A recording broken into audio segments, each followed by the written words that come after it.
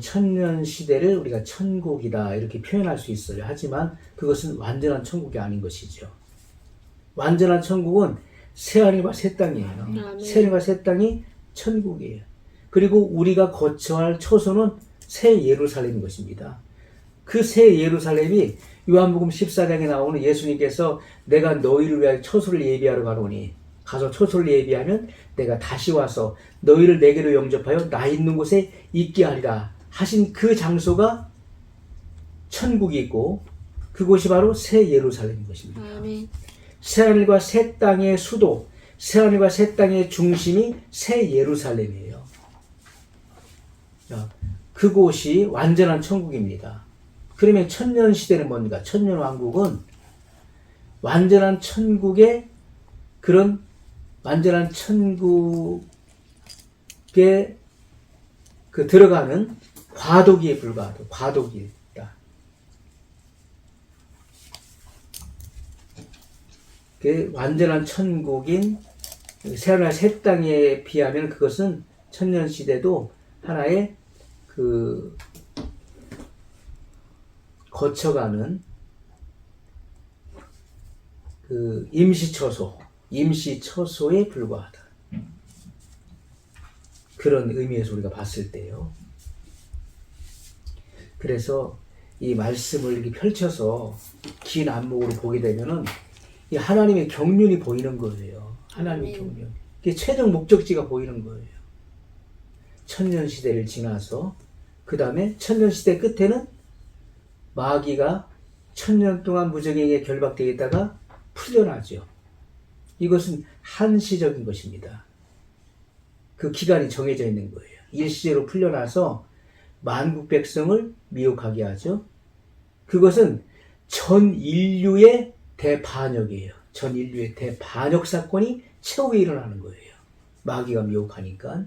그래서 그 사랑하는 성도들의 진영이죠. 그리고 사랑하는 성을 에워싸고 포위하고 공격을 감행하죠. 이것이 바로 전 인류의 최고의 그런 반역 사건이다. 그때는 인류가 이 지구상의 포화 상태를 이루는 거예요.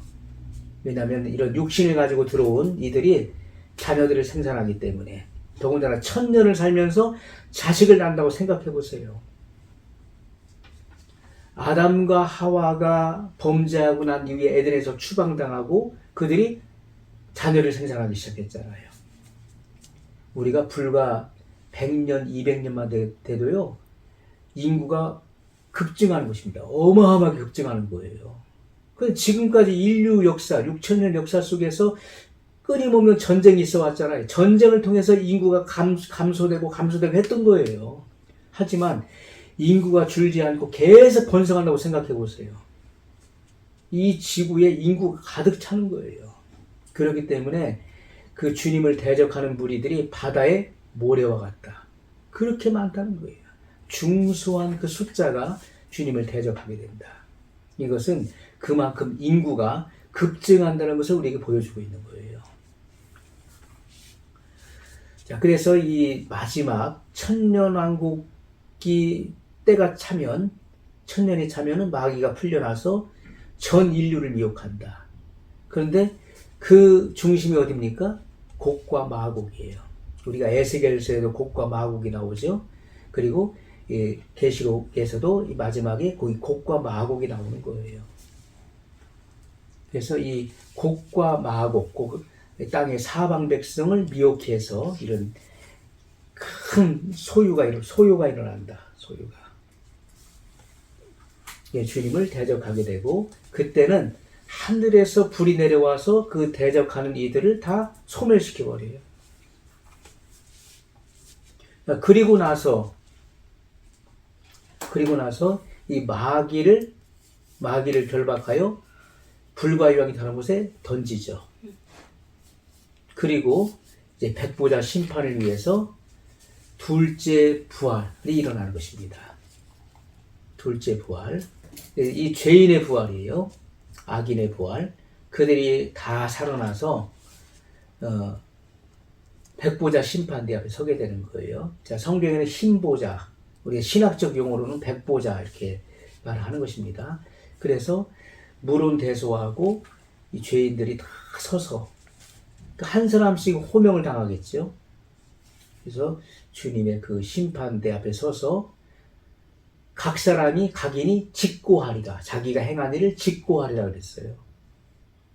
직고한다. 그것은 말이 나오는 거예요. 거짓말할 수가 없는 거예요. 변명할 수가 없는 것입니다. 주님 앞에 서게 되면은 자기가 행한 일들이 다 나오는 거예요. 그리고 그가 했던 말을 속일 수가 없는 거예요. 다 그것이 녹음기와 같이 다 녹음돼서 그걸 다 나오게 돼 있는 거예요. 그가 일생에 살아오면서 했던 일들, 그가 한 말과 그가 가졌던 생각, 그리고 그가 했던 말, 그가 했던 행동이 책에 다 기록되어 있는 거예요. 책들이 펴졌고 이렇게 말씀하고 있잖아요. 각 사람이 행한 대로 보응을 받는다. 다 기록되어 있는 거예요. 그 사람이 그래서 사람이 죄를 짓고 그것을 회개하자면 그것이 다 그대로 남아있는 거예요.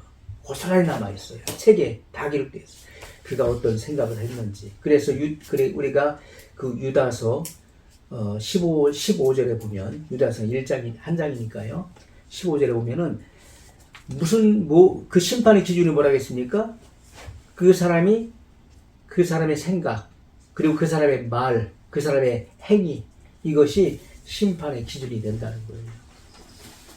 불신자들은 이 세 가지의 이 기준을 따라서 그들이 심판을 받는 거예요. 그리고 불과 유황이 다른 곳에 던져진다.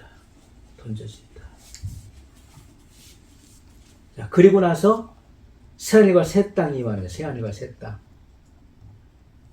그러니까 새하늘과 새 땅은 어떻게 누가 들어갈 수 있습니까? 새하늘과 새 땅은 옛 하늘과 옛 땅이 없어진 거예요. 그러니까 처음 하늘과 처음 땅이 없어졌다. 그렇기 때문에 새하늘과 새 땅에 들어가기 위해서는 이 육신을 가진 자들은 못 들어가는 거예요. 새하늘과 새 땅은 영체를 가져야만 들어갈 수 있는 거예요. 영이든지 영체든지. 영이라고 하는 것은 하나님과, 그리고 그 천사들은 영으로 지음받았죠. 영적 존재죠. 사람은 영체를 갖고 있는 영체.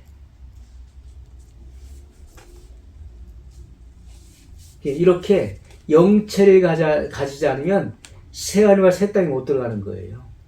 그렇기 때문에 그 천년 시대에는 육체를 가진 이들도 있잖아요. 육체를 가진 이들이 있고, 그리고 영체를 가진 이들이 있잖아요. 이 공존하는 시대예요. 하지만 우리가 새하늘과 새 땅은 영체를 가지지 않으면 안 된다는 거예요.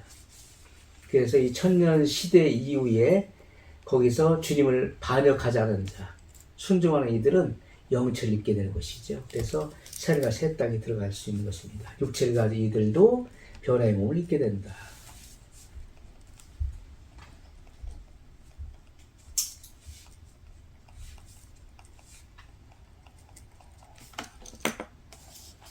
자, 그리고 하늘로부터, 하나님께로부터 새 예루살렘 성이 내려와서 안착을 하게 됐죠. 그 새 예루살렘 성이 바로 수도의 중심지예요.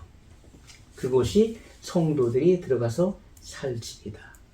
주님께서 예비해 놓으신, 내가 처소를 예비하러 가노니 했을 때 그 처소가 바로 새 예루살렘이다.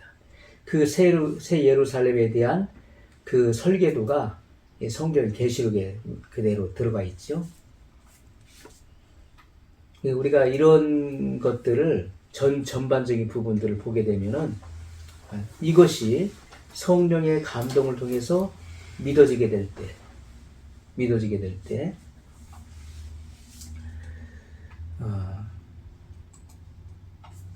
우리는 이 확실한 이 하나님의 이 구원의 계획, 이 구원의 계획이 경륜 안에 구원의 계획이 있는 거예요. 이 안목을 우리가 가져야 되는 것이죠.